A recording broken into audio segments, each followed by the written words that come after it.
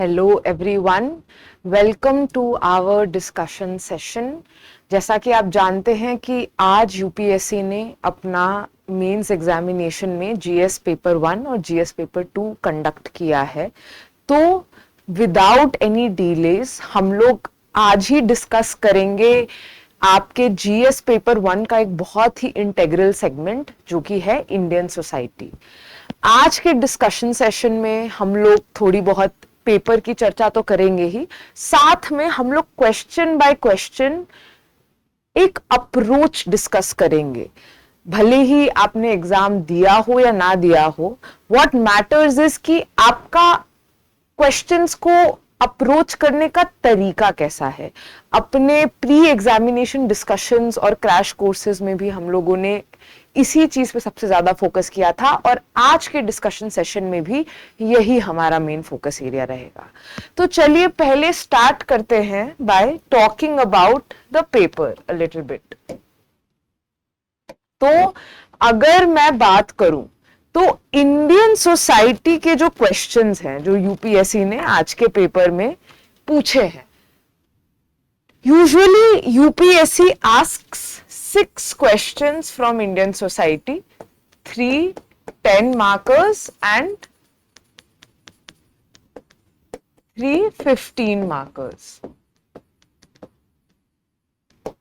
Now if I talk about GS1 paper 2025, तो what was unique exactly about this paper? तो देखिए, technically the questions, if you have had any chance to look at the paper, are fairly straightforward. ऐसा नहीं है कि questions में बहुत complexity है, but हाँ, UPSC has thrown quite a lot of surprises in the sense that अगर हम इंडियन सोसाइटी का पैटर्न ऑब्जर्व करें तो women's movement या gender issues have always been a very important topic of Indian society, and you have been continuously getting at least one question on gender in some form or the other for the past 10 years. लेकिन इस साल UPSC has not chosen to ask a single question from there. तो हाँ, अगर हम लोग predictable theme में देखें तो this is a major shift. उसके अलावा एक और चीज है कि the question 9 that was asked in the paper today, that is about the ethos and values of civil services and the organization of civil services. तो यहाँ पे आपको यूपीएससी की अनप्रिडिक्टेबिलिटी का सबसे बड़ा एग्जाम्पल दिखता है। इसीलिए जब हम लोग पढ़ते हैं या जब हम लोग कोर्स की बात करते हैं, हम अपनी प्रिपरेशन की बात करते हैं, तो रिपीटेडली हम स्ट्रेस करते हैं, do not divide your subjects in hard compartments, क्योंकि this is a primary example. अगर हम लोग कंसिडर करें, even if you look at the syllabus, if you look at the pattern of the previous year questions, तो UPSC usually ये area कभी test नहीं करता है। टेक्निकली सम माइट आर्ग्यू कि ये एरिया जीएस पेपर 4 का पार्ट है या जीएस पेपर 2 में टेस्ट हो सकता है। Either it is part of governance और it can be considered a part of your GS paper 4 ethics syllabus. लेकिन by asking this question technically under the broad rubric of society, UPSC has tried to make the paper more dynamic, more unpredictable. UPSC bar candidates को ये दिखाने की कोशिश कर रहा है कि आप लोग अपनी प्रिपरेशन को सीलोज में मत बांधिए, उसको स्टैटिक मत रखिए। जितना हो सकता है अपनी पढ़ाई को अलग अलग सब्जेक्ट से इंटीग्रेट कीजिए, एक इंटरडिसिप्लिनरी अप्रोच रखिए, and that is what will reward you in the final examination. Out of 6 questions, we will discuss 5 questions under the broad rubric of Indian society. Question number 9 आपके history, art and culture के discussion में deal किया जाएगा, क्योंकि although UPSC ने वो society के part में ही पूछा है, it doesn't have much to do with history, art and culture part of GS paper 1. लेकिन क्यों ये किसी भी एरिया में बहुत स्ट्रिक्टली लाई नहीं करता है, तो that question will be dealt in your discussion on history, art and culture. So now we will be looking at the questions that have been asked individually, और हम ये समझने की कोशिश करेंगे कि how can we approach these questions with our minimal knowledge, with our understanding, and what kind of value addition could we have used had we been giving this exam in order to enhance the quality of our answers. Okay. तो पहला Indian society का question है question number 8. How does smart city in India address the issues of urban poverty and distributive justice? तो देखिए, अगर हम लोग questions की बात करें तो ये जो क्वेश्चंस हैं ये ऐसे थीम से नहीं है जो कि हम प्रिडिक्ट नहीं कर सकते. Urbanisation has also been a very important theme. Its linkages with different dimensions, either environmental sustainability or poverty. तो इस तरह का इंटरप्ले यूपीएससी बहुत करता है. कभी अगर वो सस्टेनेबिलिटी या इकोलॉजिकल सस्टेनेबिलिटी को लिंक कर रहा है आपके अर्बनाइजेशन के फिनोमिना से, तो अगले साल वो कोशिश करेगा कि उसे ग्लोबलाइजेशन से लिंक करके पूछे या उसमें उसका एक जेंडर्ड एस्पेक्ट टेस्ट कर ले. पर अगर हम लॉजिकली सोचे तो आपके अगर conceptual knowledge around these basic areas of social issues is sound, तो आप ये परम्यूटेशन कॉम्बिनेशन अप्लाई करके कोई भी क्वेश्चन सैटिस्फैक्टरीली आंसर कर सकते हैं. अगर अब हम इस क्वेश्चन की बात करें तो this is sort of a predictable question to have to have assumed, because हम सबको पता है कि टेक्निकली आपके स्मार्ट सिटी मिशन का इंटरवल इस साल मार्च में खत्म हुआ है और इस मिशन को 10 साल पूरे हुए हैं. इस पे लास्ट क्वेश्चन यूपीएससी ने पूछा था 2016 में when this mission was launched, and it also evaluated the nature of urban development of urbanism in India and how would smart city mission contribute to that. तो यूपीएससी यूजुअली आपको ऐसे familiar areas revisit करने की opportunity देता है. That is why studying and dissecting PYQs is so important, and that is what we do in our test series. तो अगर आप देख रहे हैं, हम लोगों ने यूजुअली, दैट इज वाई जब हम आपको ऐसे क्वेश्चंस देते हैं जो कि हमारे RWR के टेस्ट में स्पेसिफिकली मेंशन था कि एल्यूसिडेट द चैलेंजेस और opportunities of urbanisation in India with a focus on the growth of mega cities and the development of smart cities. तो आप टेस्ट सीरीज में क्वेश्चंस इसीलिए अटेम्प्ट करते हैं ताकि आपको ये जो नॉलेज आप अक्यूमुलेट कर रहे हैं on one topic can be used in n number of ways in the final exam. So if you have prepared and studied the topic of urbanization, the challenging nature of urbanization, of the unique nature of urban poverty, smart city mission क्या है, वो कैसे इसको address करने की कोशिश कर रहा है और कहाँ पे ड्रॉबैक्स आ रहे हैं, तो आप इस क्वेश्चन को अपने हिसाब से मैनिपुलेट करके इसका, क्योंकि आपको बस 150 वर्ड्स में लिखना है, you barely get 2 pages to fill in the answer sheet in your exam hall.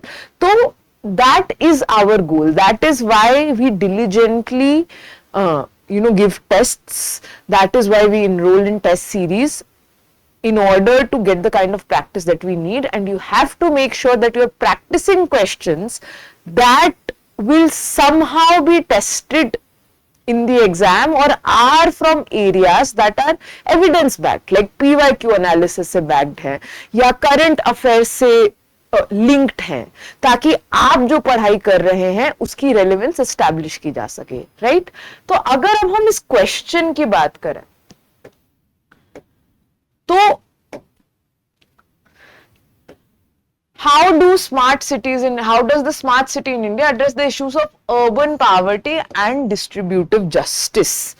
तो देखिए, आप इंट्रोडक्शन कुछ भी जेनेरिक लिख सकते हैं, उसमें जो सबसे इंपॉर्टेंट चीज आपको अपने आंसर के इंट्रोडक्शन से ही स्टार्ट करनी है वो आप उसमें मल्टीपल चीजें ऐड कर सकते हैं कि आप यूएनएफपीआर के स्टैट्स ऐड कर सकते हैं दैट इंडिया का urban, like 30% of its, more than 50% of its population will be residing in its urban areas by 2035. And given the nature of given the rampant inequality and poverty that is prevalent, the smart city mission that was launched in 2015 sought to address the challenges, the unique challenges facing urbanization in India. अब आप इन सब elements को लाकर, like आपको जो भी convenient statistic in order to highlight a uncontrolled urbanization fueling poverty and deprivation,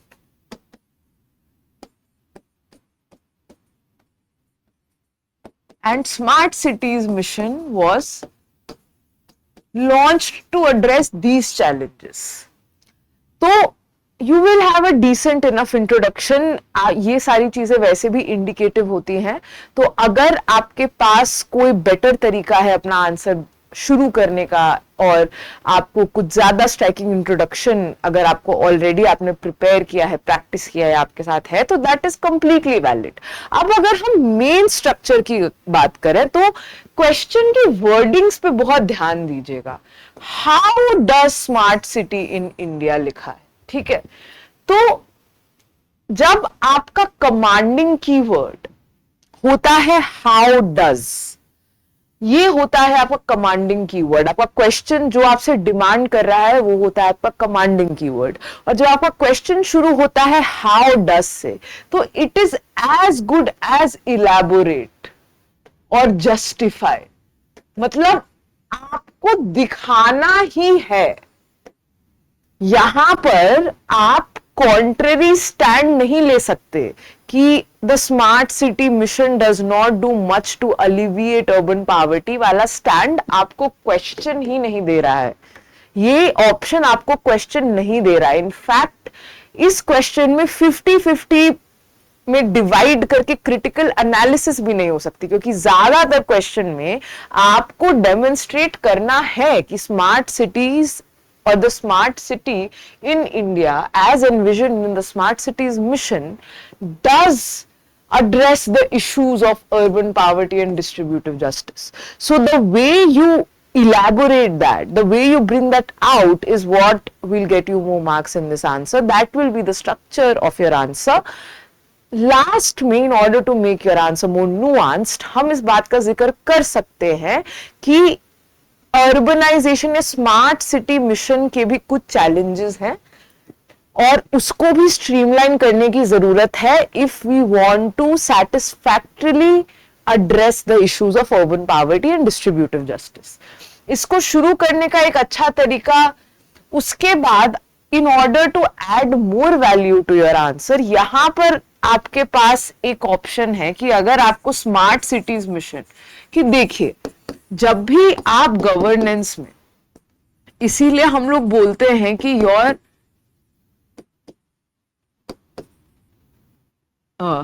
इसीलिए हम बोलते हैं कि आपकी प्रेपरेशन जितनी इंटरडिसिप्लिनरी होगी उतना एडवांटेज आपको मिलेगा, ठीक है.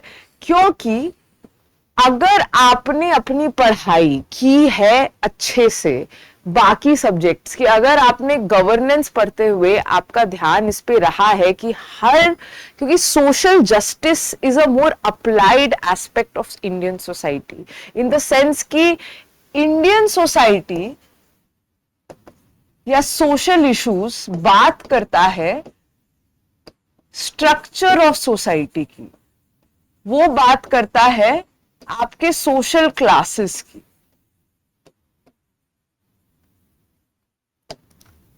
लेकिन सोशल जस्टिस क्या करता है, वो होता है इसका अप्लाइड एस्पेक्ट. जैसे फॉर एग्जांपल आप जब इंडिया पढ़ेंगे तो आप इंडिया की सोसाइटी का नेचर पढ़ेंगे कि अनइक्वल है, हायरार्की है, अनइक्वल डिस्ट्रीब्यूशन ऑफ रिसोर्सेज है, उसकी वजह से आप अलग अलग इंस्टीट्यूशंस के बारे में उनके कैरेक्टरिस्टिक्स पढ़ते हैं, जैसे कास्ट क्या होता है, जेंडर क्या होता है, इनइक्वालिटी क्या होती है। और फिर हम लोग सोशल जस्टिस में पढ़ते हैं कि अगर इनइक्वालिटी एग्जिस्ट करती है, अगर कास्ट बेस्ड डिस्क्रिमिनेशन है, और अगर कास्ट आपकी सोसाइटी का एक इतना ज्यादा विजिबल फीचर है, तो गवर्नमेंट अपनी पॉलिसीज से, स्टेट मेनली अपनी पॉलिसीज से कैसे एड्रेस करेगा इन प्रॉब्लम्स को, या policy making, not only state but like अगर हमें इंडियन सोसाइटी को इन इश्यूज को एड्रेस करने के लिए हमें जस्टिस एंश्योर करना है, तो उसके लिए क्या क्वालिटेटिव स्टेप्स हम लोग ले सकते हैं, किस तरह की हमारी पॉलिसी होना चाहिए, किस तरह का इंटरवेंशन होना चाहिए, वो आता है आपके broad rubric of governance and social justice में, जो कि यूजुअली आपके जीएस पेपर 2 मतलब जीएस 2 वाले पेपर का पार्ट होता है। पर जैसा कि आप देख रहे हैं, इसमें कोई हार्ड एंड फास्ट डिवीजन नहीं है। तो the nature of urbanisation in India में अर्बनाइजेशन कितना ज्यादा अनइक्वल है, या इंडिया के अर्बनाइजेशन में किस तरह की प्रॉब्लम्स है, ये टेक्निकली आपके इंडियन सोसाइटी और इंडियन सोशल इश्यूज का पार्ट है, आपके सिलेबस में मेंशन्ड है। लेकिन ये पॉलिसीज जब आप गवर्नेंस में पढ़ते हैं, जब आप यहां तक कि जीएस 3 में भी जब आप इन्वायरमेंटली पढ़ते हैं, इकोलॉजिकली पढ़ते हैं, तो आपको पता होना चाहिए कि अर्बनाइजेशन के हमने जो चैलेंजेस पढ़े थे, इसमें ये फैक्टर्स कहां प्लग इन हो रहे हैं, इनमें ये फैक्टर्स कहां कंट्रीब्यूट कर रहे हैं। क्योंकि किसी भी पेपर में आपके प्री एग्जिस्टिंग नॉलेज दूसरे सब्जेक्ट से रिलेटेड कुछ भी पूछ सकता है। तो आइडियली आपको पता होना चाहिए कि स्मार्ट सिटी मिशन के अगर आपको उसका कुछ भी इंफॉर्मेशन है, तो हम बात करते हैं उसके 3 मेन पिलर्स की। ठीक है, आपने एक छोटा सा फ्लो चार्ट बना दिया।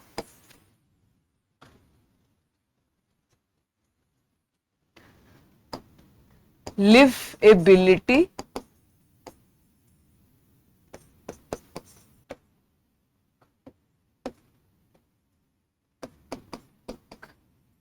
Ability and economic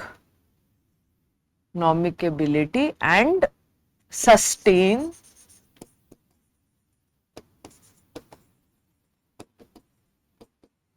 sustainability. तो अगर आपको स्मार्ट सिटी मिशन के और कोई भी प्रोविजंस नहीं याद है, और आपको इतना भी याद है, तो ये फ्लो चार्ट आप बना सकते हैं कि आखिर एक स्मार्ट सिटीज का मेन फोकस क्या होता है। इससे एग्जामिनर को थोड़ा बहुत समझ में आ जाएगा कि आपको बेसिक कंसेप्चुअल क्लैरिटी है। फिर इसका जो आपका पहला पार्ट होगा क्वेश्चन का, आप यही डेमोन्स्ट्रेट करेंगे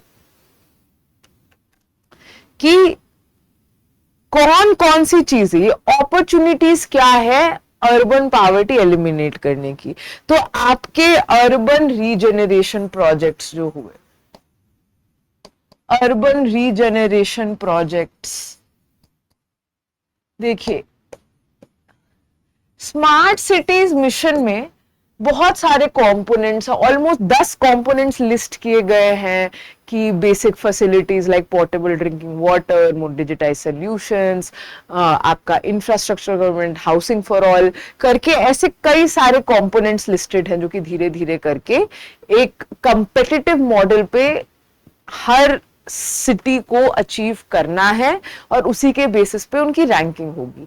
तो अब ये 10 के 10 पैरामीटर्स आपको एज इट इज याद रहे पेपर में, ये चांसेस नेग्लिजिबल, ऑलमोस्ट इम्पॉसिबल है। तो हम लोग सीधा मेन इश्यूज की बात करेंगे कि urban regeneration projects, economic diversification.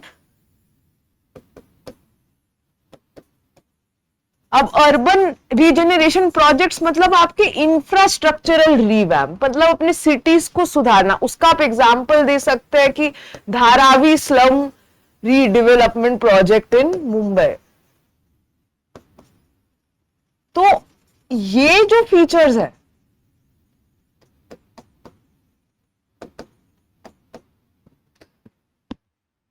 Cultural context,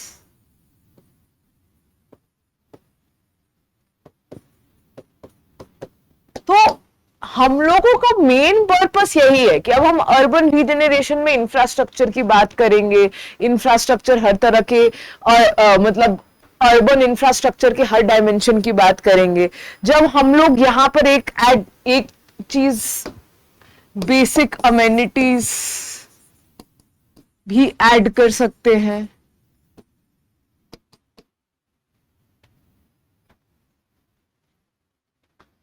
तो हम लोग ये देखेंगे कि उसके बाद जैसे कि ये क्या क्या अपॉर्चुनिटीज, उसके बाद how is it addressing, second part में हम लोग बात कर सकते हैं how is it addressing, which is the main crux, urban poverty.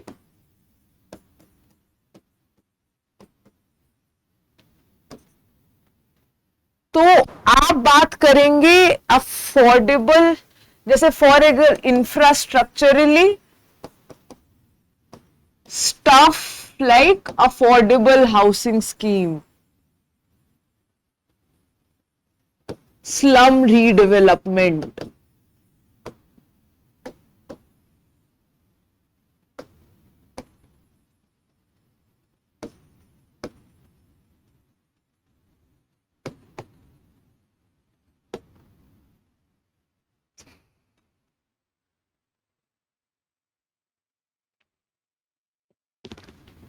उसके बाद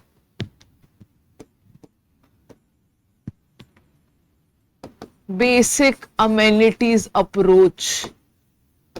आप अमर्त्य सेन के भी कैपेबिलिटी बेस्ड अप्रोच का रेफरेंस दे सकते हैं, जिसमें क्योंकि आपको ये यूज करना पड़ेगा। देखिए आपको किसी भी बुक या किसी भी नोट्स में ऐसे क्लियरली स्पेल्ड आउट नहीं होगा एग्जैक्टली कि भाई किस हद तक, या कोई आर्टिकल भी आप न्यूज़पेपर में जो पढ़ते हैं, अच्छे न्यूज़पेपर्स, अच्छे एडिटोरियल्स में, the closest you can come to answering these questions is if you read good articles in newspapers, क्योंकि ये सारी चीजें, ये सारे असेसमेंट्स बहुत ही रूटीनली अच्छे न्यूज़पेपर एडिटोरियल्स में होते रहते हैं। लेकिन ऐसे असेसमेंट्स में भी बहुत मुश्किल है कि आपको डायरेक्टली एक तरीके से ये आंसर पहले आपने कहीं कन्फ्रंट किया हो, आपको ये क्रिएट करना पड़ेगा अपनी खुद की नॉलेज से, जो आपको अलग अलग सोर्सेस से पता है। तो बेसिक कम्युनिटीज में जो आपको पता है कि safe drinking water, portable water, last mile delivery, जब ये सारी चीजों का जिक्र किया हुआ है हमारी स्कीम में या किया हुआ है स्मार्ट सिटीज मिशन के डॉक्यूमेंट में, आपने कहीं भी न्यूज़पेपर में पढ़ा है, तो आप इसको यहां पे यूज करेंगे। फिर डिस्ट्रीब्यूटिव जस्टिस, आप नोटिस कीजिए कि जब हम लोग स्ट्रक्चर डिस्कस कर रहे हैं तो ये जो कीवर्ड्स हैं हम लोग क्वेश्चन से ही उठा रहे हैं, क्योंकि क्वेश्चन हमेशा, अपना आंसर हमेशा स्ट्रक्चर करना चाहिए क्वेश्चन के वर्ड्स, क्वेश्चन की लैंग्वेज और क्वेश्चन की बीट पे।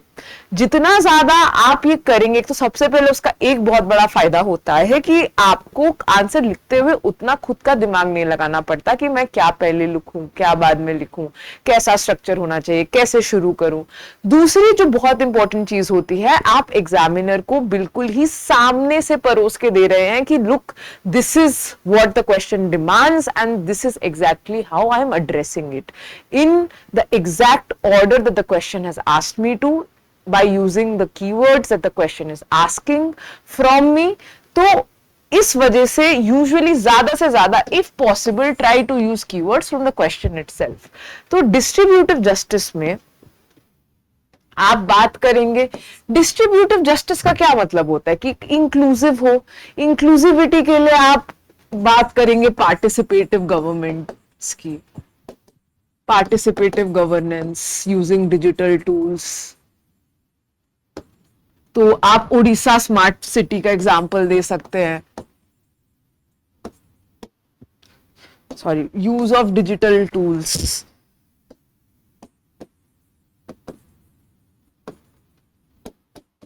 Digital tools for better service delivery, example Odisha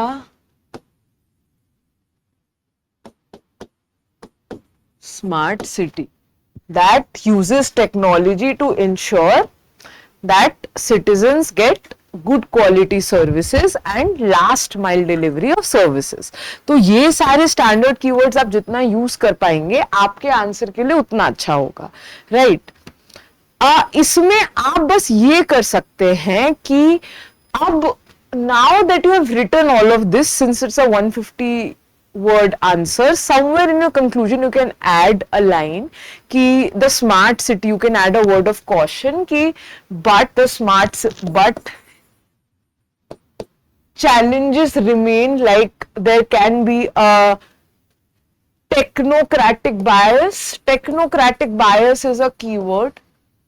Basically जब भी ये हम तब यूज करते हैं कि जब भी आप किसी चीज को मॉडर्नाइज करने की कोशिश कर रहे हैं, जब आप बहुत बड़ा, बहुत ज्यादा सिस्टम सेट करने की कोशिश कर रहे हैं, हर चीज को आप डिजिटल गवर्नेंस के एम्बिट में लाने की कोशिश कर रहे हैं, या तो हर चीज को एक प्रॉपर चैनल में लाने की कोशिश कर रहे हैं, तो उसमें हम बोलते हैं कि हो सकता है कई बार ये करने के प्रोसेस में आप इंक्लूसिवनेस को नजरअंदाज कर दे। जैसे फॉर एग्जाम्पल, अगर आपने कंपलसरी कर दिया कि आपका राशन कार्ड आपके आधार से लिंक्ड होगा और इसी के बाद जाकर आपको पीडीएस से अनाज रिलीज होगा, तो आपकी गवर्नेंस के लिए ये इनिशिएटिव अच्छा है, काफी कन्वीनियंट करता है delivery of service, leakages prevent करता है, लेकिन इसकी वजह से ये भी हो सकता है कि आपकी कंट्री में बहुत सारे लोग इलिटरेट हैं, आपकी कंट्री में बहुत सारे लोगों को बेसिक अवेयरनेस नहीं है of their rights, of basic schemes that exist for their own benefit. तो हो सकता है कि उनको कभी राशन कार्ड बनवाने की नीड ही ना रही हो, या उन्होंने अपना राशन कार्ड आधार से लिंक नहीं कराया हो, या ना करा सके, या उनको ये प्रोसेस के बारे में पता ही नहीं हो। तो अब अगर उनको राशन मिलना बंद हो जाए जब तक वो ये कर रहे हैं, तो ये एक तरह का टेक्नोक्रेटिक बायस हुआ। इसकी वजह से आपका इंक्लूजन बढ़ने के अलावा बढ़ने के बजाय एक्सक्लूजन ज्यादा बढ़ रहा है। तो एक चीज आप ये लिख सकते हैं, उसके अलावा आप मेंशन कर सकते हैं कि slum rehabilitation,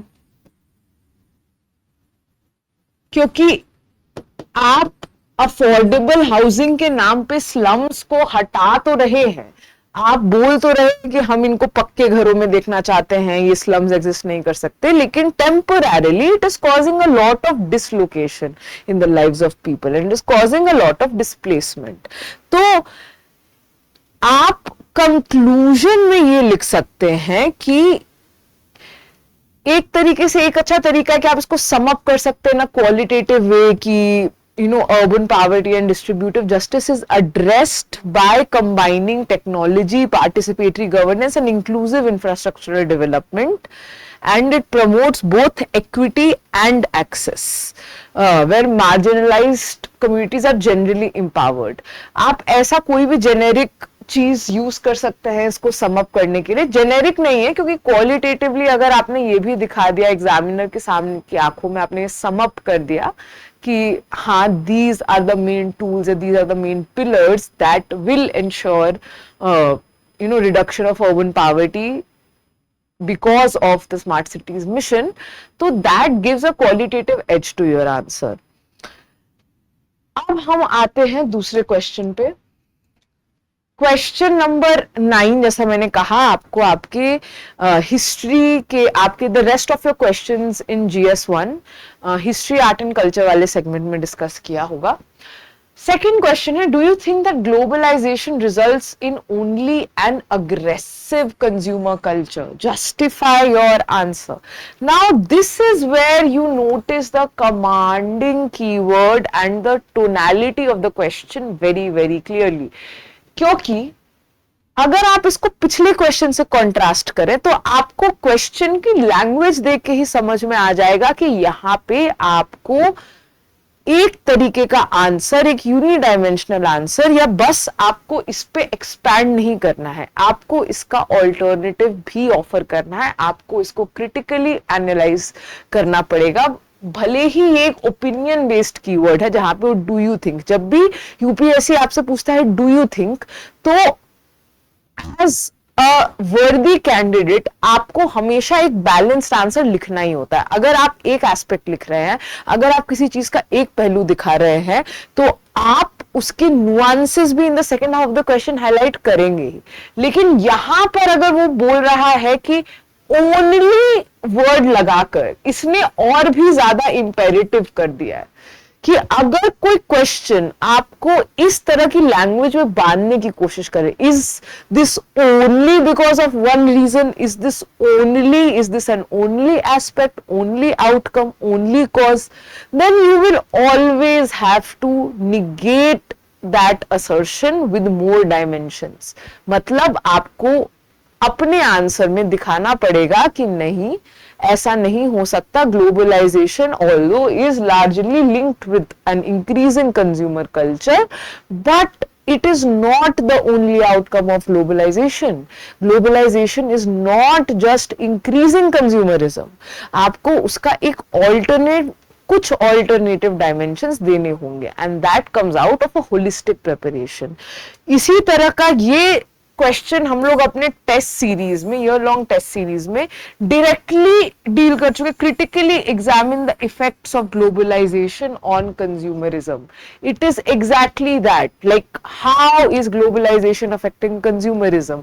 globalisation, again this is a very predictable topic per se. Globalisation पे question, because it is a sub topic in your syllabus, एक ना एक क्वेश्चन आउट ऑफ द 4 सब टॉपिक्स, एक ना एक क्वेश्चन इससे आता ही है। कई बार it is linked to gender, कई बार it is linked to a certain section of the population, it is also linked to into 2022 they asked a question about globalization and new technology, sometimes they linked it to urbanization।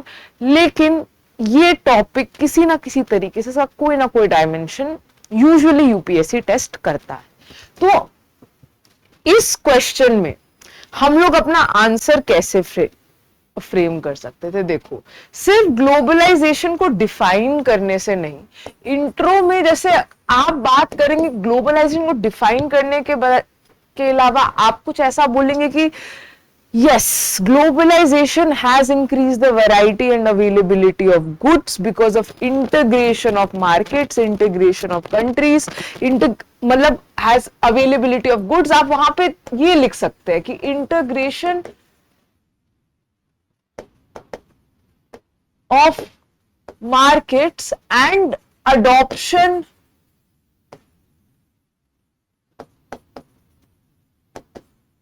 of technology. आपने दो सबसे important factors को clearly identify कर दिया। आपकी conclusion, आपका introduction बहुत ज्यादा एलिवेट हो गया। इसके अलावा आप ये भी कर सकते हैं, leading to a new form of hyper consumerism या कंज्यूमर फेटिशिज्म। अब और जहां पे उसके बाद आप एक्सप्लेन भी करेंगे इसको। आपने अच्छे टर्म्स यूज कर लिया, आपका इंट्रोडक्शन सुधर गया, लेकिन आप इसको एक्सप्लेन भी करेंगे। कंज्यूमर फेटिशिज्म मतलब now you don't buy goods just for the sake of consumption or meeting your needs, but you buy goods out of the sheer appeal of buying or the sheer appeal of material culture. Sometimes you just buy goods because the aura that is created around consuming more through advertisements। तो आप इस तरीके से obviously इसको एक दो line में sum up करते हुए अपना conclusion short to the point, लेकिन hinting at all the important factors that have been asked in the question। उसके बाद आपको पहला पार्ट नेचुरली दिखाना होगा कि Yes, it has. Yes. Globalization is linked to consumerism.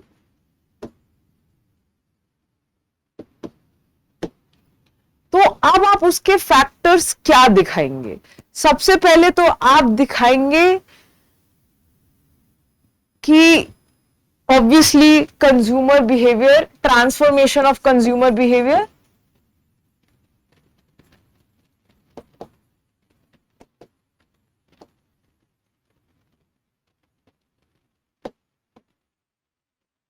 Because now you have global consumers. Globalization has made access to products very cheap, availability of products very cheap for the consumers. Mostly globalization is a consumer centric process, so of course consumer choices have been shaped by that. Example, आप कोई भी ऐसी चीज जो कि कहीं और बहुत फेमस हुई है या वहां पे एक तरीके का बहुत ज्यादा हाईली कंज्यूम्ड है, यहाँ पे आप जापानीज सुशी का एग्जांपल दे सकते हैं in western culture as a commodity. साथ में आप बताएंगे कि आप बता सकते हैं improvement in product quality due to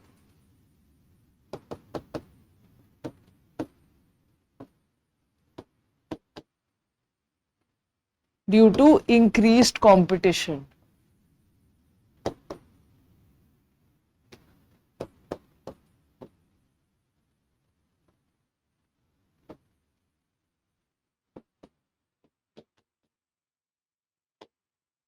तो अब नेचुरली अगर आपकी सॉफ्ट ड्रिंक कंपनीज में पेप्सी भी है, कोका कोला भी है, हर चीज के लिए मल्टीपल कंपनीज एग्जिस्ट करती हैं. ऐसा नहीं है कि अगर आप अच्छा प्रोडक्ट नहीं बना रहे हैं तो consumers are stuck with you.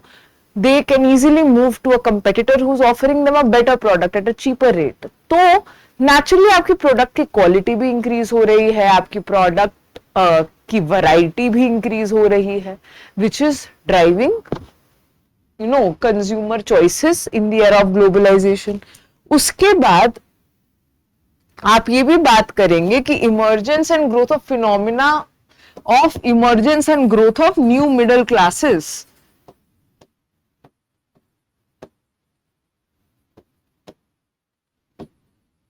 जैसे आपको अगर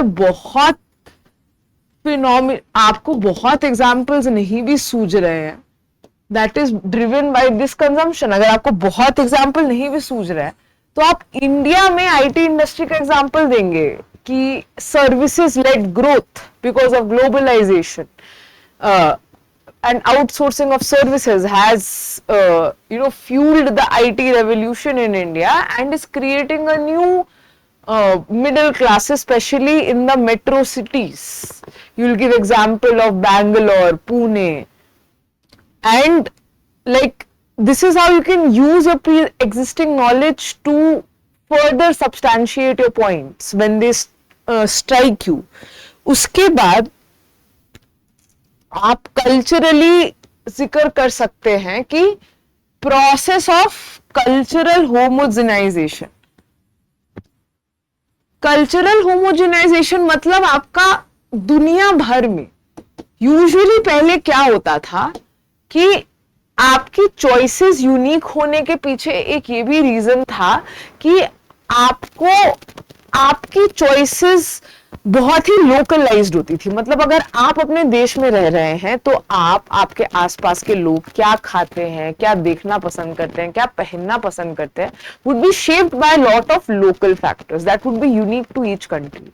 but now since the process of globalization has sort of created this flat structure or in a way has eliminated all the boundaries between different countries, तो आप same तरह का content consume कर रहे हो, आप सेम तरह की चीजें खा रहे हो, आप सेम तरह के कपड़े पहन रहे हो, आप सब या हम सब एक कॉमन कल्चर से इन्फ्लुएंस्ड है. जैसे for example, you are eating from the same brands as people sitting in America. वो भी मैकडोनल्ड्स खा रहे हैं, हम भी मैकडोनल्ड्स खा रहे हैं, वो भी डोमिनोज खा रहे हैं, हम भी डोमिनोज खा रहे हैं. तो इसकी वजह से आप एक बहुत बड़े स्केल पे आपका कंजम्पशन फैल रहा है. जैसे सिर्फ ब्रांड, अब ये सारे ब्रांड सिर्फ लोकली एक्सपैंड नहीं करते, जब वो अपना एक सब्सटैंटिव मार्केट इमेजिन करते हैं तो वो पूरी दुनिया इमेजिन करते हैं. तो ये सारे फैक्टर्स आप साइट करके अपना आंसर कॉम्प्रिहेंसिव बनाएंगे. फिर आपको दूसरे पार्ट में ये तो दिखाना होगा कि नो in the sense कि yes, it is driving consumerism, but it is also creating a parallel narrative. It is also inspiring a contradictory process.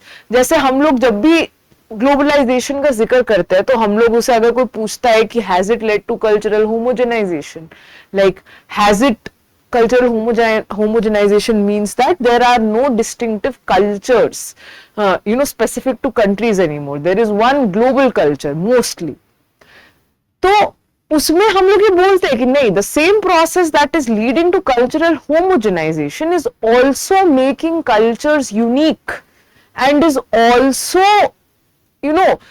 driving this phenomenon of cultural heterogenization, because people who are sitting in their own countries, जब उन्हें लगता है their culture feels challenged by the dominance of a foreign entity, by the dominance of a foreign culture, तो वो थोड़ा और ज्यादा define करने लगता है कि नहीं, this is, we will also discover this same kind of vibrance in our own culture. We will also rediscover our culture, we'll reclaim it, we will also make it as popular as the culture out there. Like उसका बहुत बड़ा example हम लोग देते हैं, जैसे for example the growing popularity of yoga, कि अगर हर कंट्री का अपना एक इंडिजिनस फिटनेस रूटीन है, या वो लोग फिटनेस के लिए अपने ट्रेडिशंस को बढ़ावा देते हैं, तो जब हमारे पास हमारी इतनी ज्यादा वैल्यूएबल एंशिएंट नॉलेज है, तो हम क्यों नहीं, why wouldn't we want the world to know, और why wouldn't we popularise it across the world.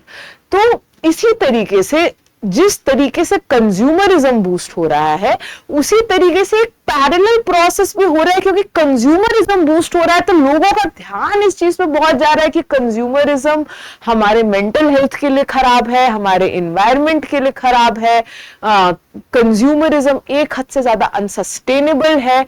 इसके लिए एक अवेयरनेस भी आ रहा है, और साथ में ये अवेयरनेस अब बस एक कंट्री में लोकलाइज भी नहीं रह सकता, क्योंकि we live in an era of social media. आप इसमें ये करेंगे क्योंकि सोशल मीडिया अगर कंज्यूमरिज्म ड्राइव कर रहा है, तो सोशल मीडिया कंज्यूमरिज्म के खिलाफ आपका एक रेजिस्टेंस भी ड्राइव कर रहा है. So you will talk about in the same breath that there is increasing consumerism, there are also talks about ethical consumption. ethical consumption में आप किसी भी ब्रांड का कोई भी एग्जाम्पल दे सकते हैं कि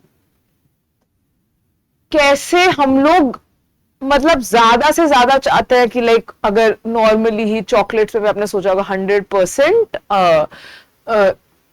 ethically sourced cocoa, it does not indulge in any unfair trade or unfair practices or does not employ child labor. तो ethical consumption का कॉन्सेप्ट हुआ. उसके बाद ऑर्गेनिक एंड नेचुरल, जैसे आप एग्जांपल दे सकते हैं Organic India company.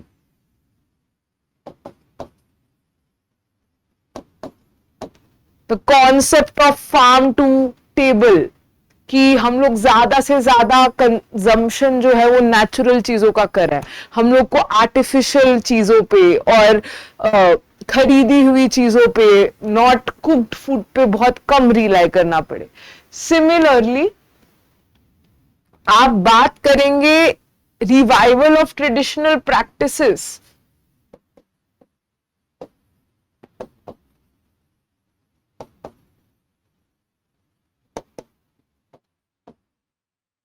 Revival of traditional practices में आप बता ही सकते हैं, जैसे फॉर एग्जांपल इंडिया के कॉन्टेक्स्ट में आपका खादी रेनेसा एक बहुत बड़ा एग्जांपल है।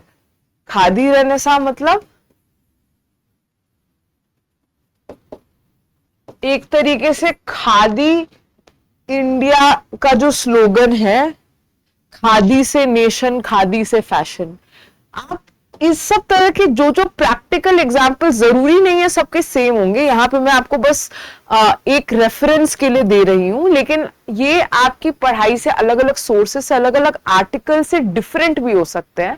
बस अथॉरिटेटिव ऐसे होने चाहिए जो कि साइट किए जा सके, बहुत ही ज्यादा रेयर नहीं होने चाहिए, बहुत ही ज्यादा रिमोट नहीं होने चाहिए, क्योंकि फिर एग्जामिनर अगर उसको लगता है there is no way of confirming this, तो उसके दिमाग पे ज्यादा इंपैक्ट नहीं पड़ता है, ज्यादा वैल्यू नहीं रहते आपके एग्जाम्पल के इन दैट केस।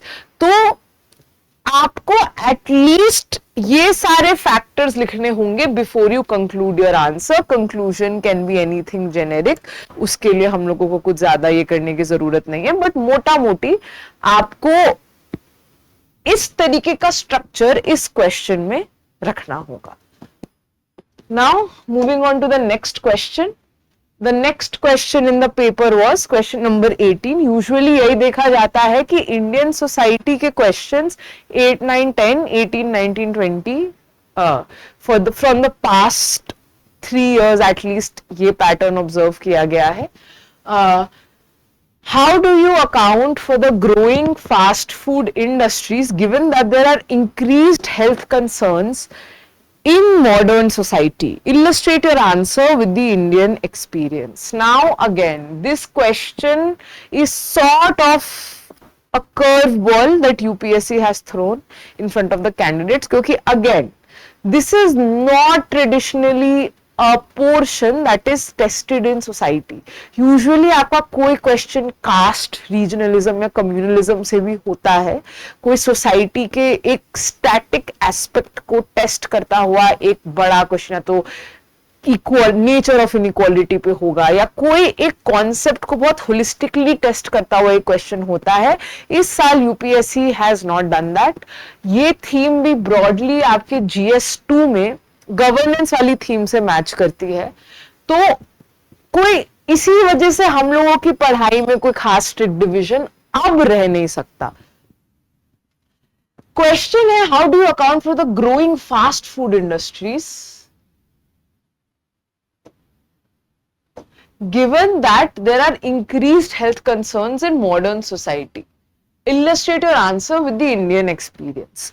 तो हेल्थ कंसर्न्स का इसका एक स्ट्रेट फॉरवर्ड चीज जिससे जो हमें अपने आंसर में करनी है, क्वेश्चन फेयरली स्ट्रेट फॉरवर्ड है, बस क्वेश्चन थोड़ा अनप्रिडिक्टेबल है, that might have thrown some candidates off when they were writing the paper.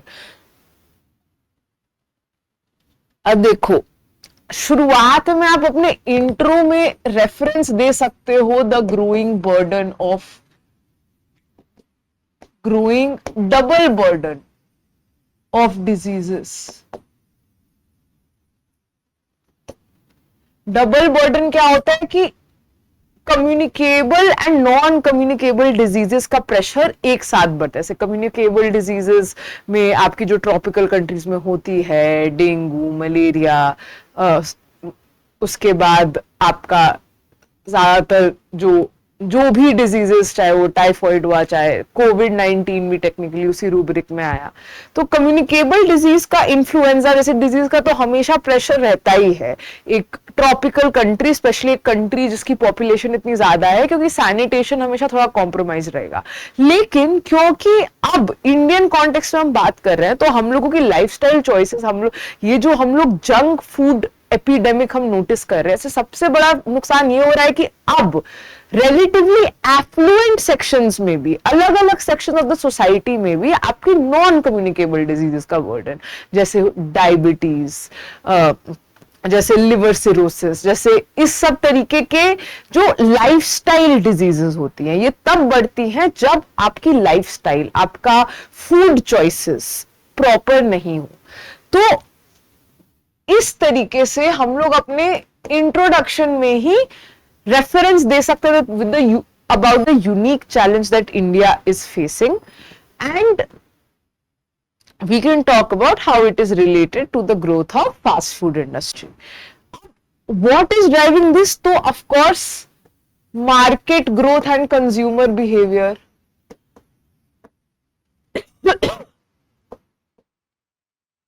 तो आप बताएंगे कि इंडिया का जंक फूड मार्केट कितना एक्सपैंड किया है।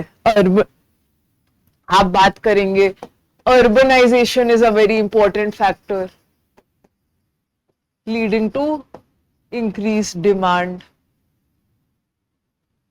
आपको फिगर्स याद होना तो मुश्किल है कि व्हाट इज द, अगर किसी को थोड़ा बहुत आइडियाज है एग्जैक्ट फिगर्स का कि about projected to reach around $47.8 billion by 2028, अगर $48 बिलियन भी किसी को थोड़ा बहुत याद है या उसने कभी कोइंसिडेंटली इनकाउंटर किया होगा, तो हाँ, they would be able to use that knowledge in this question, but it is a very remote possibility that these figures, like people would know these figures at least while they're attempting this question in the examination hall.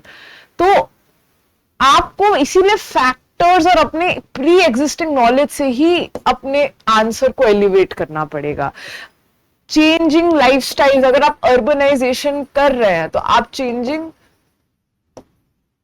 Lifestyles का जिक्र करेंगे कि mostly lifestyles बहुत busy हो रही हैं, usually everyone in the family is employed, there is no time to prepare home cooked meals. इसके अलावा आप जिक्र करेंगे things like aspirational consumption. Aspirational consumption मतलब कि you are basically it is also considered to be a status symbol. तो for example अगर आप कैफे कल्चर की बात करें तो हम लोग यूजुअली कॉलेजेस में या यंगस्टर्स ज्यादा जंक फूड क्यों कंज्यूम करते हैं? क्योंकि वो अपने पीयर्स को देखते हैं ज्यादा कंज्यूम करते हुए। तो अगर इट इज यूजुअली एसोसिएटेड कि हाँ हम लोग स्टारबक्स क्यों जाते हैं, because it is associated with a certain kind of, social status that these people are able to, they belong to a different category of people, they belong to a different class of people who go to Starbucks regularly or who drink coffee. तो ये एक बहुत ही nuanced चीज है पर सही चीज है, that you can probably with a little imagination you can write these points by yourself in the examination, right? तो उसके बाद आपको कल्चरल एंड इकोनॉमिक फैक्टर्स का भी रेफरेंस देना ही है। कल्चरल एंड इकोनॉमिक फैक्टर्स में क्या, आप बहुत पिछले क्वेश्चंस जैसी चीजों को ही यूज करके आप कर सकते हैं ग्लोबलाइजेशन इन्फ्लुएंसिंग कंज्यूमर चॉइसेस। आप फास्ट फूड जॉइंट्स का एग्जाम्पल देंगे, मैकडोनल्ड्स हो, टाको बेल हो, या जो भी ऐसे बड़े बड़े फास्ट फूड चेन्स है, फास्ट फूड इंडस्ट्री है, they are supported by this shift in consumer choices that is aided by the process or by the phenomena of globalization. साथ में आप ये भी करेंगे कि economic accessibility in the economic affordability. तो आपने नोटिस किया होगा, आप इस फैक्टर को बिल्कुल भी मिस नहीं करेंगे क्योंकि इट इज वेरी इंपॉर्टेंट। क्योंकि जंक फूड और eating out daily, eating junk food is often cheaper than preparing a balanced meal और बाइंग समथिंग और preparing like a very balanced nutritional meal for yourself. So for example, आपके burgers like मैकालो टिक्की कितने रुपए में आते हैं, कितने पैसे में आते हैं? उसी की जगह अगर आप एक अच्छी जगह से बहुत ही ज्यादा न्यूट्रिशनल मील कंज्यूम करना चाहें तो आपको यूजुअली प्रेपरेशन में, खरीदने में आपको ज्यादा पैसे लगेंगे। तो इस इकोनॉमिक एक्सेसिबिलिटी की वजह से भी बहुत सारे लोग rely on junk food, rely on fast food, and more importantly you will mention about technology and the rise of gig economy, क्योंकि ये अभी के लिए सबसे इंपॉर्टेंट कंटेम्प्रेरी फैक्टर है। Your platforms like your food delivery apps, your e-commerce, quick commerce platforms like Zomato, Swiggy, Blinkit, they are directly aiding the growth of the fast food industry because it is very accessible to people now more than ever. तो ये लिखने के बाद आपको थोड़ा सा ये भी लिखना पड़ेगा कि इसको अलिविएट करने के लिए किस तरह का मल्टी प्रोंग्ड अप्रोच हम ले सकते हैं। क्योंकि देखिए इतना बड़े आंसर में आपको थोड़ा सा कंटेंट तो आपका फॉरवर्ड लुकिंग होना चाहिए।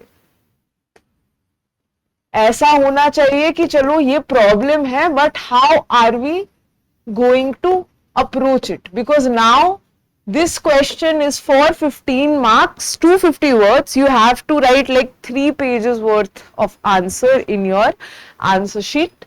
तो आपको अपने क्वेश्चन को मल्टी डायमेंशनल रखना ही होगा इन द लॉन्ग क्वेश्चंस।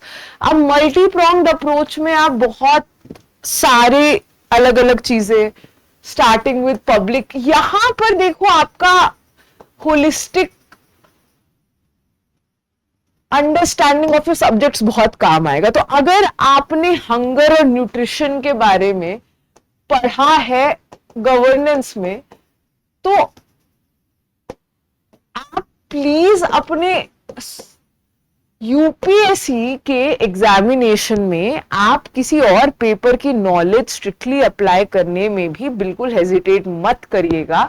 अगर पोषण अभियान की बात सिर्फ हम लोगों पे किसी ने कोई लिमिट नहीं लगाई है कि अगर हमने पोषण अभियान जीएस 2 में पढ़ा है तो जीएस पेपर 1 में इसका रेफरेंस नहीं आता, ये हमारे सिलेबस का पार्ट नहीं है, ये हमारे स्कूल कॉलेज का एग्जामिनेशन नहीं है। हमने जहां से भी कोई चीज कंटेक्चुअल पढ़ी है, अगर वो क्वेश्चन हमें पेपर में दिख रहा है, अगर वो क्वेश्चन यूपीएससी इनडायरेक्टली हमसे या डायरेक्टली या इनडायरेक्टली हमसे पूछ रहा है, तो हम वही एग्जांपल्स यूज करेंगे जो हमने किसी और पेपर के लिए पढ़े हो, जो कि किसी और सिलेबस के किसी और हिस्से में आते हो, कहीं आगे आते हो, उससे हमें फर्क नहीं पड़ता है।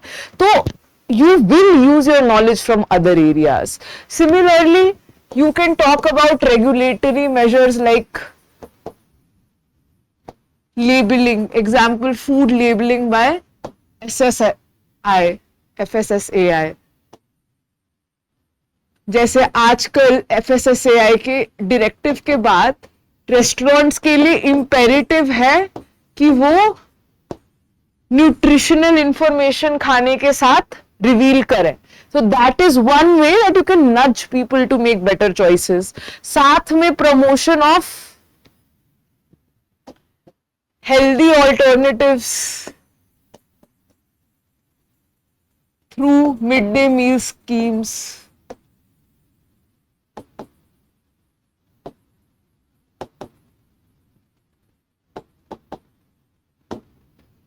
You know, midday meal schemes. फिर एंड पीडीएस, पीडीएस को भी डाइवर्सिफाई करने की जरूरत है। सिर्फ व्हीट राइस सेंट्रिक नहीं हो सकता। We need micro nutrients along with our basic nutritional requirements. Similarly आप ड्राइविंग बिहेवियरल चेंज भी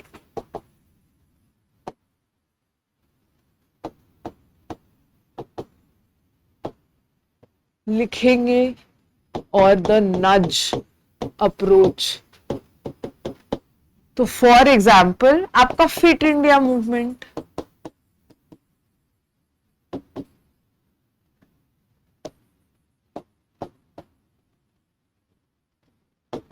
राइट? तो लास्ट में आप कोई भी जेनेरिक तरीके से इसको कि a mix of a mix of policy approach, participative governance, policy making, participative approach, and a multi-pronged strategy will help you address the questions or will help you address the challenges of this nutritional crisis. आप SDG2 का भी reference दे सकते हैं या जो भी statistic आपने अपने the reason that we are not stressing on the value addition in conclusion and introduction at this point is क्योंकि वो बहुत सब्जेक्टिव है. आपको अगर कोई एडिक्वेट या बहुत अच्छा तरीका होता है किसी क्वेश्चन को खत्म करने का, शुरू करने का, तो वो हम लोग जरूर डिस्कस करते हैं. लेकिन इस तरह का जो स्टेटिस्टिकल वैल्यू एडिशन होता है ये बहुत ही सब्जेक्टिव होता है. आपने कौन से सोर्सेस पढ़े हैं, हो सकता है कि किसी ने किसी एक स्टैंडर्ड सोर्स से पढ़ा हो सकता है किसी और ने किसी दूसरे स्टैंडर्ड सोर्स से पढ़ा हो और उसको और वो दोनों ही सही चीज साइट कर रहे हैं. तो उसमें पॉइंट नहीं है कि हम लोग बस एक फैक्ट या एक एग्जाम्पल या उससे बहुत ज्यादा ऑब्सेस्ड हो. हमें स्ट्रक्चर समझना हमारे लिए स्टेज पे सबसे ज्यादा इंपॉर्टेंट है. ओके देखो अब next question 19 is achieving sustainable growth with emphasis on environmental protection could come into conflict with poor people's needs in a country like India. Comment. 250 words. Now, the first impression that you get when you look at this question, if you were not told that this is a question that has been asked in paper 1, तो ज्यादातर लोग यही assume करते कि ये शायद GS3 का question है क्योंकि इन्वायरमेंटल सस्टेनेबिलिटी को पॉवर्टी से लिंक करते हुए एज सच कभी बहुत क्वेश्चन नहीं पूछा है. रादर ये क्वेश्चन आपका डेवलपमेंट और सस्टेनेबिलिटी के बीच का ट्रेड ऑफ पूछ रहा है जो कि इंडिया हमेशा से इतने सालों से, जब आप क्लाइमेट चेंज पढ़ते हैं, जब आप GS3, जब आप इन्वायरमेंट इकोलॉजी पढ़ते हैं या हमारा अप्रोच टुवर्ड्स इन्वायरमेंटल कंजर्वेशन पढ़ते हैं, तो हम लोग हर बार ये डिस्कस करते हैं कि India has been a very vocal advocate of the right of developing countries in the global forum. So कि इंडिया हमेशा बोलता है कि yes, environmental sustainability is important. Environmental conservation के लिए सबको पार्टिसिपेट करना पड़ेगा financially in policy formulation in every which way, but developing countries need to prioritise their development, the challenges that they face of abject poverty over environmental concerns. So that is why the developed countries need to be more active, need to be more accountable. यहीं से आया था आपका concept of common but differentiated responsibilities. This is what Indira Gandhi preached in the first Stockholm conference. तो एक तरीके से ये जो वैल्यू है, ये जो मेन क्रक्स है क्वेश्चन का, वो ये है कि आपकी पॉवर्टी इन्वायरमेंटल सस्टेनेबिलिटी के लिए जो मेजर्स है उससे कैसे क्लैश कर रही है. Achieving sustainable growth with emphasis on environmental protection could come into conflict with poor people's needs in a country in India. Comment. This is technically a part of your syllabus because it is linked, it is one dimension of poverty, it is one dimension of development and it has been mentioned in the syllabus.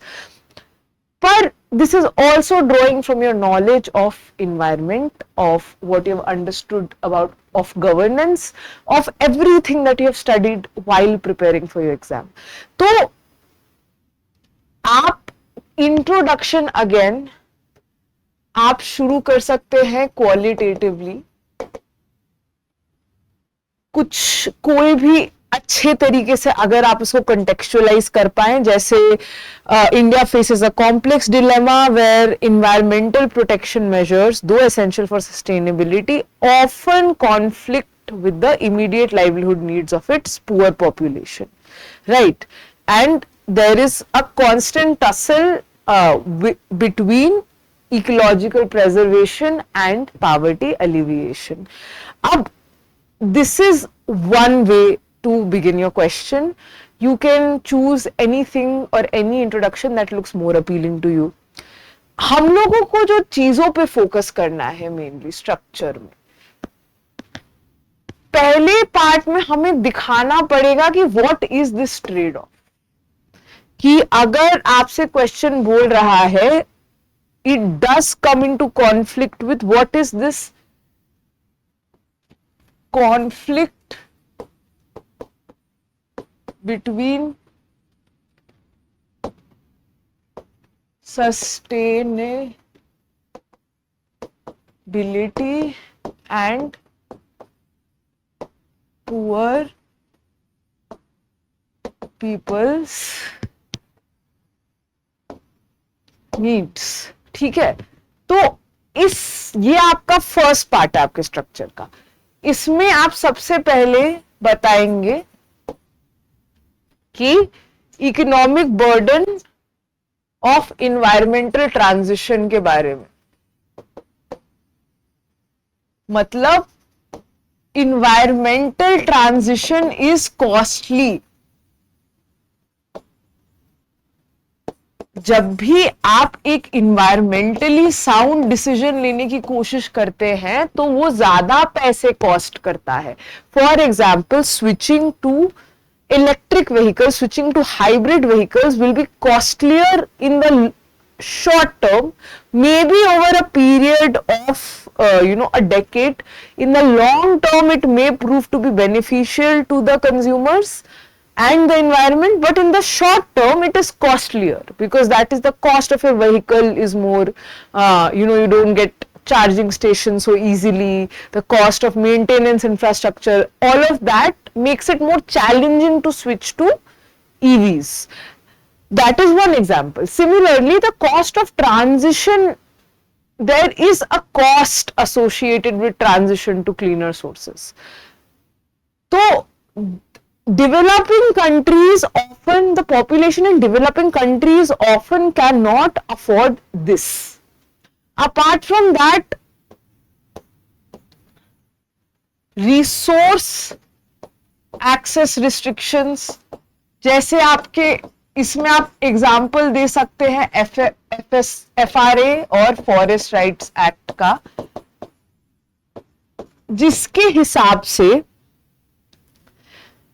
आप technically वो forest dwellers का the right of collecting non timber products from forest, your forest acts, even forest rights act that is meant to empower the native forest dwellers, ये acts भी आपको proper या unhindered access नहीं provide करते to non-timber resources available in the forest, and these local communities increasingly rely on that. They have traditionally relied on these resources for generations, for centuries. So for them, when you regulate their access to their surrounding, to their environment, to nature, they face a lot of problems. They face a lot of economic deprivation because of this. And similarly,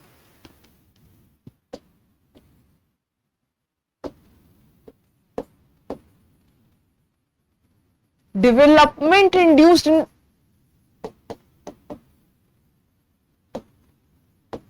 displacement, मतलब एक तरीके से this is the more extreme manifestation of this conflict, कि जब भी आप जैसे जब भी आप देखते हैं कि फॉर एग्जाम्पल आपका नर्मदा वैली प्रोजेक्ट आप स्विच करने की कोशिश कर रहे हैं हाइड्रो पावर रिसोर्सेज में, which is beneficial for your environment, but for the people who are inhabiting the area, they are dislocated, their lives are disrupted, and there is no, like basically they don't know in the short term how is this going to be beneficial for them or the environment in the long term, because their short term needs outweigh the long term benefits of the process. इस तरीके से आपको जो qualitative points आपके दिमाग में आ रहे हैं, आपको फर्स्ट पार्ट में ब्रॉडली यही डायमेंशंस रहेंगे, लेकिन आपको अपने एग्जांपल्स और इनको इम्बेलिश करना है। उसके बाद आपको लिखना है कि again if you notice the wording of the question, it is comment में आपको नेचुरली एक बैलेंस्ड, एक मल्टी डायमेंशनल आंसर लिखना है। उसमें सेकंड पार्ट में आपको हाईलाइट करना होगा कि ऐसा नहीं है, ये सिर्फ इन्वायरमेंटल सस्टेनेबिलिटी की वजह से नहीं हो रहा है, ये इसीलिए भी हो रहा है क्योंकि इंप्लीमेंटेशन में इश्यूज है। मतलब policy formulation at the level of implementation के इश्यूज है, वरना और मतलब in essence environmental sustainability is not in confrontation with poverty alleviation. Like एक स्टैंड हम लोगों को यह भी लेना पड़ेगा कि देखो, जैसा अब इसमें आप साइट कर सकते हैं कि 13th फाइनेंशियल कमीशन ने प्रायोरिटाइज किया था poverty eradication along with green growth. Eradication along with green growth as a policy imperative। तो टेक्निकली हम लोग ये नहीं कह सकते कि they are antithetical मतलब opposite to each other, in contest with each other। ये सारी चीजें इस वजह से कॉन्फ्लिक्ट में आती हैं क्योंकि गवर्नेंस या तो पार्टिसिपेटरी नहीं है, या तो जो ग्रुप्स डिस्प्लेस हो रहे हैं उनका डिसीजन मेकिंग में कोई पार्टिसिपेशन नहीं है, या तो गवर्नमेंट की पॉलिसी कॉम्प्रिहेंसिव इनफ नहीं है। इसको अंडरकट करने का तरीका है कि आप टारगेटेड कॉम्पेंसेशन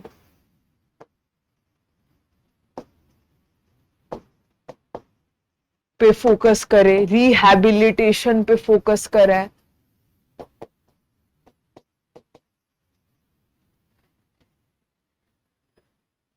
ठीक है, साथ में skill development,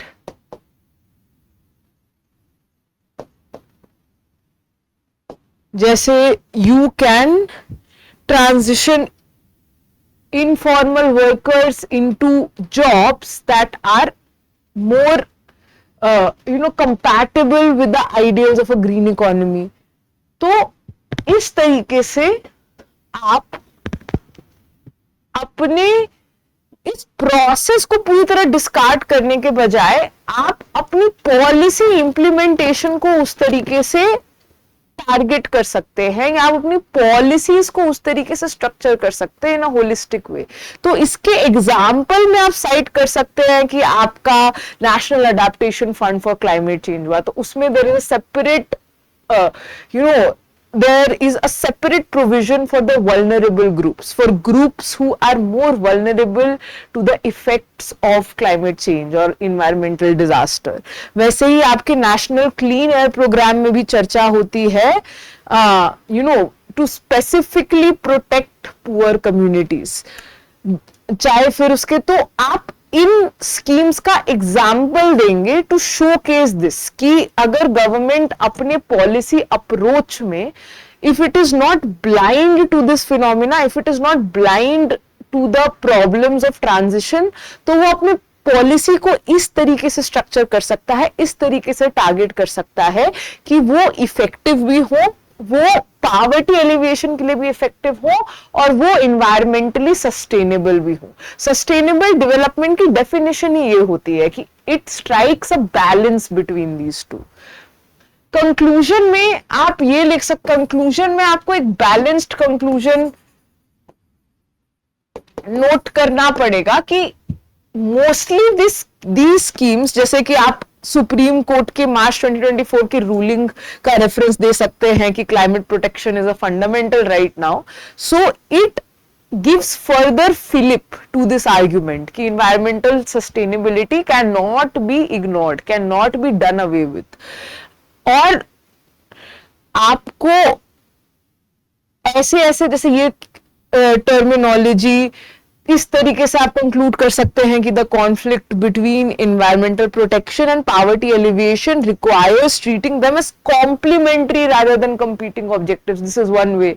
you can also choose to write that the conflict that exists between the two is not because of structural incompatibility or the fact that they are inherently incompatible. It is an implementation bottleneck because of which we notice this incompatibility. So anyway, like any qualitative way that you can choose. In fact, you can give a reference to any non-fiction book that you've read of, or you know, a qualitative term that you know. तो ये हमेशा आपके हाथ में होता है कि आप अपनी नॉलेज से, आपकी प्री एग्जिस्टिंग नॉलेज से आंसर को कैसे एलिवेट करेंगे.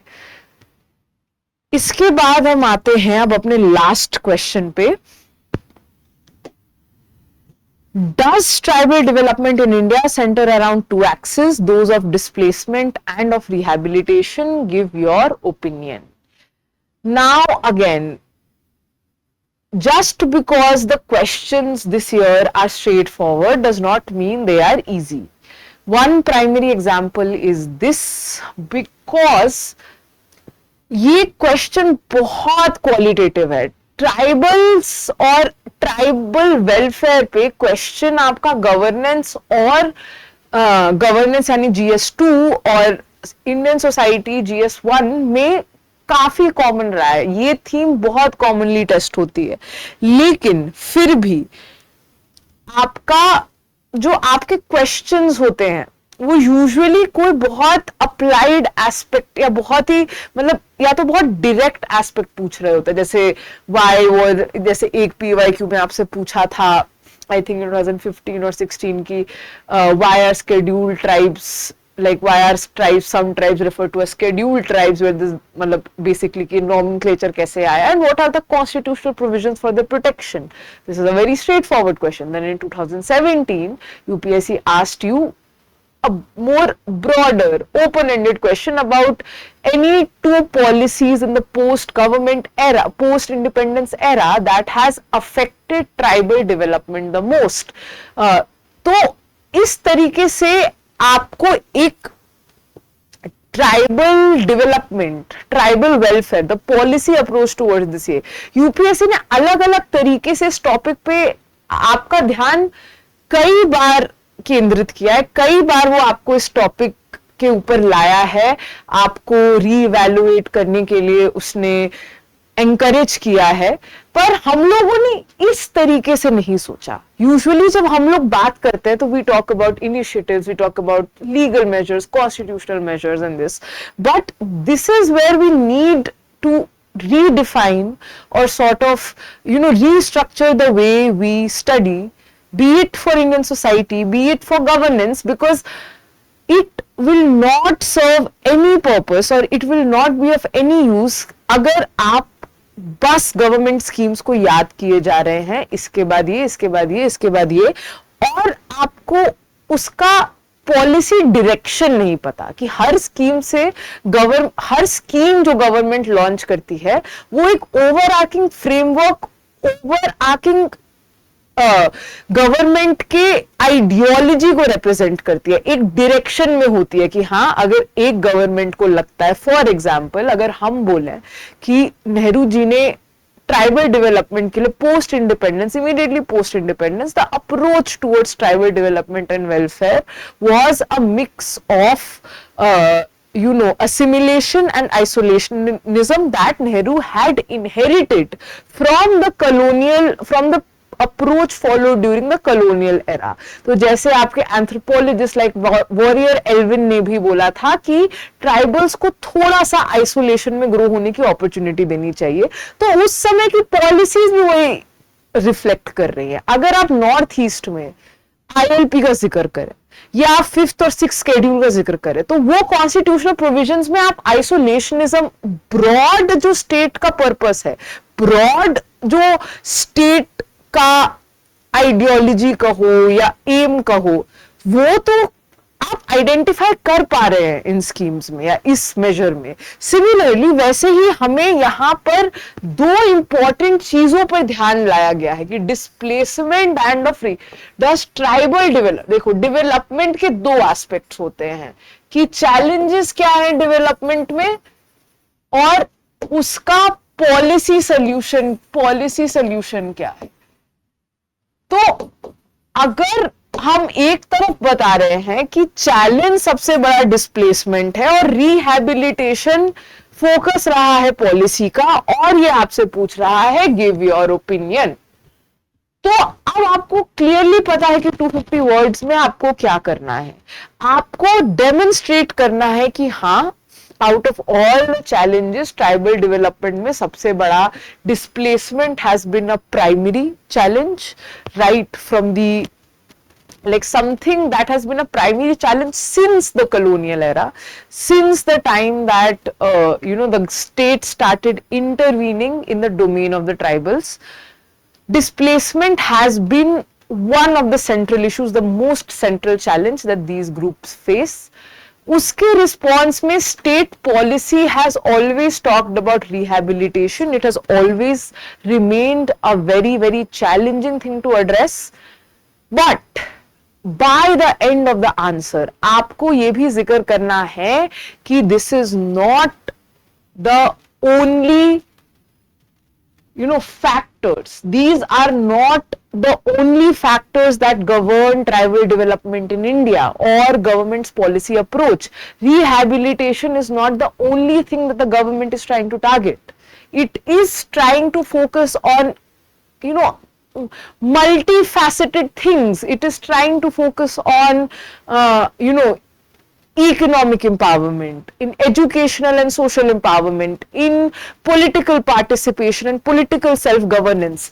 तो हम लोगों को इस तरीके से इस आंसर को आपको स्ट्रक्चर करने के लिए पहले पार्ट में आपको जिक्र करना है कि displacement as the primary challenge,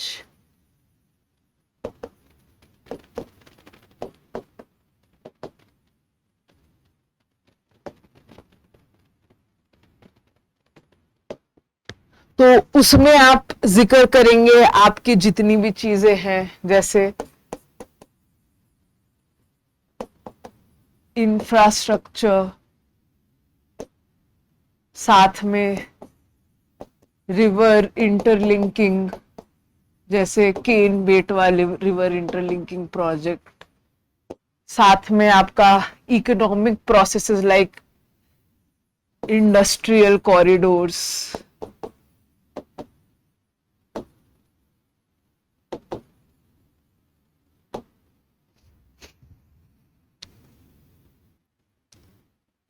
मतलब आपके पास अगर ऐसे फिगर्स है कि like even though they constitute only 8.6% of the population, total 40% of development induced displacement is of the tribal population.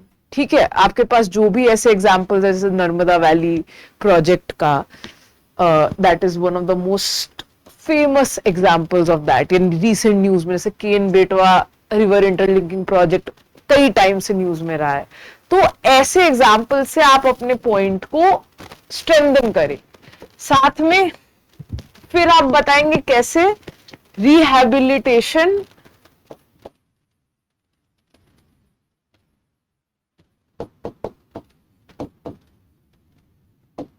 as inadequate government response।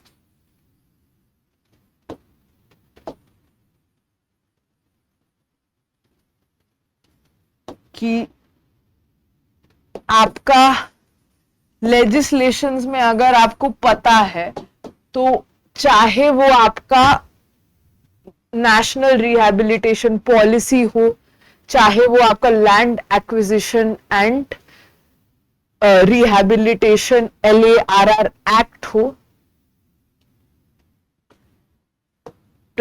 2013 का, इसमें भी these legislative processes, क्योंकि आपका लैंड टेन्योर सिस्टम इंडिया में उतना ज्यादा डिफाइंड नहीं है, लैंड ओनरशिप एस्टैब्लिश करना इतना मुश्किल है कि रिहैबिलिटेशन इंप्लीमेंट करना लीगली और in by legislative means possible नहीं, तो it is always been very challenging, it is always the implementation has always remained lacklustre और फॉल्टी। तो इस तरीके से पहले दो पार्ट में आप इन ट्विन पिलर्स को एड्रेस करेंगे, उसके बाद आप बात करेंगे कि but these are not the only planks of tribal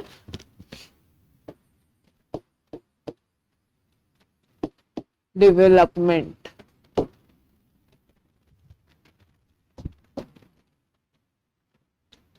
तो आप बात करेंगे कि beyond this paradigm government talks about political self government, self governance, sorry. तो जैसे आपका पेसा एक्ट,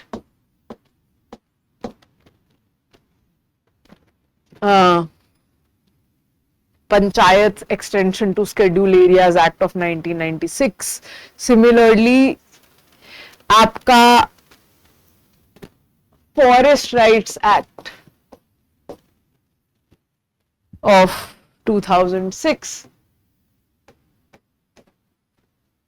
एक तरीके से reaffirms the right of self determination. Similarly economic empowerment,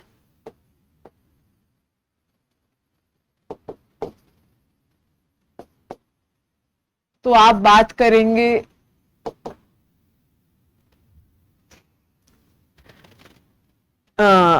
PM one धन मतलब वन धन योजना, वन धन विकास कार्यक्रम, MSP फॉर फॉरेस्ट प्रोड्यूस, ये सारे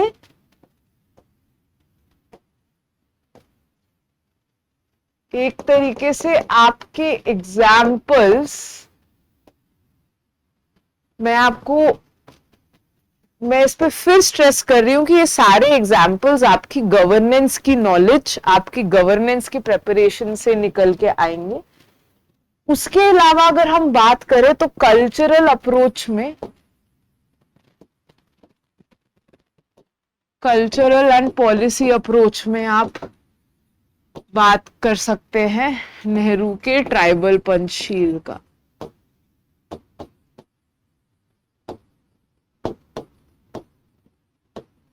GI टैग्स का, या promotion of native tribal knowledge systems, their handicrafts, their their unique products.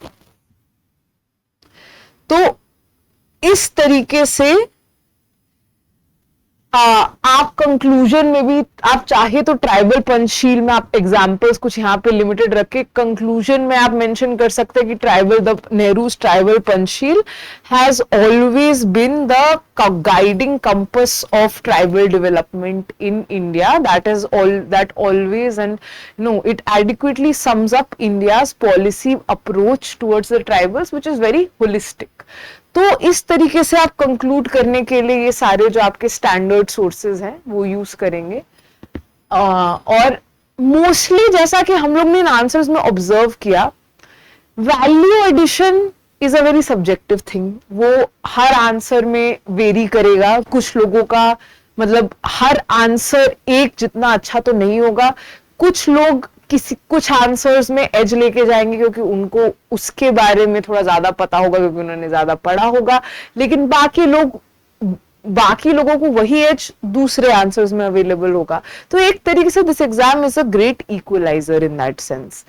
लेकिन the point of our discussion or the point of talking about these questions was कि अभी हमने जितना discuss किया इन सभी questions में people really underestimate the importance of your structure।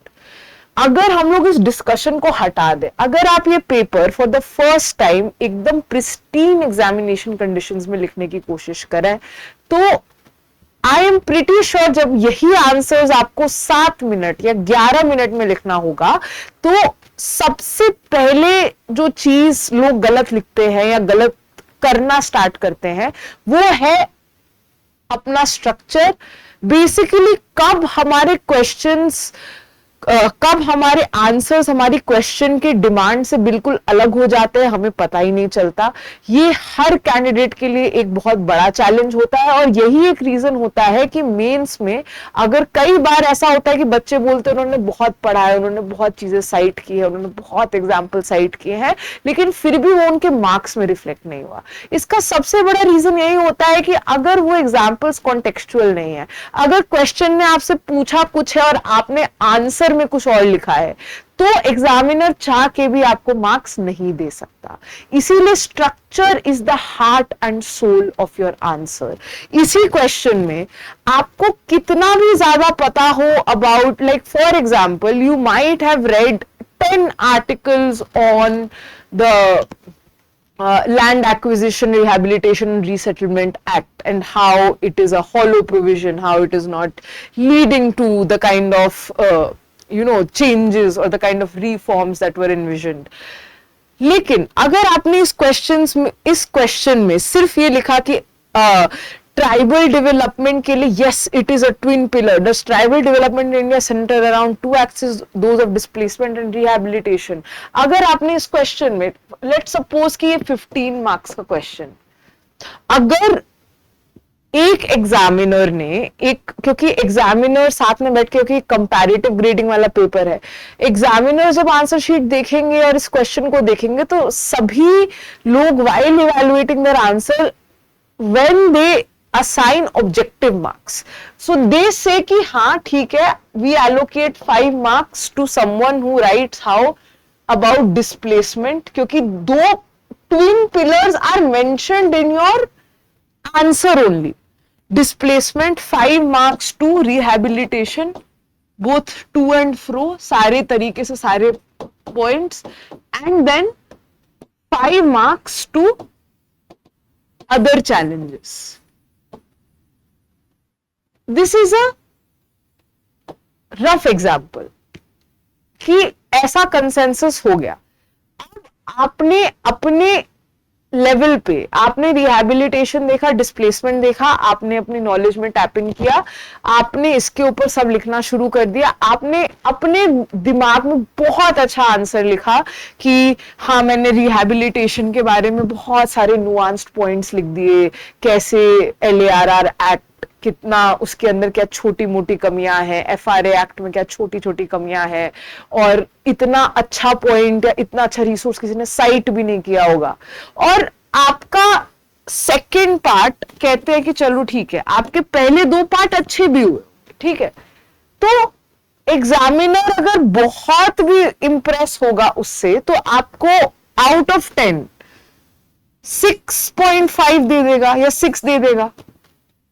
लेकिन आपने थर्ड पार्ट बिल्कुल एड्रेस ही नहीं किया अपने आंसर में, तो एग्जामिनर इज नाउ कंपेल्ड कि यहां पे आपको 0 दे।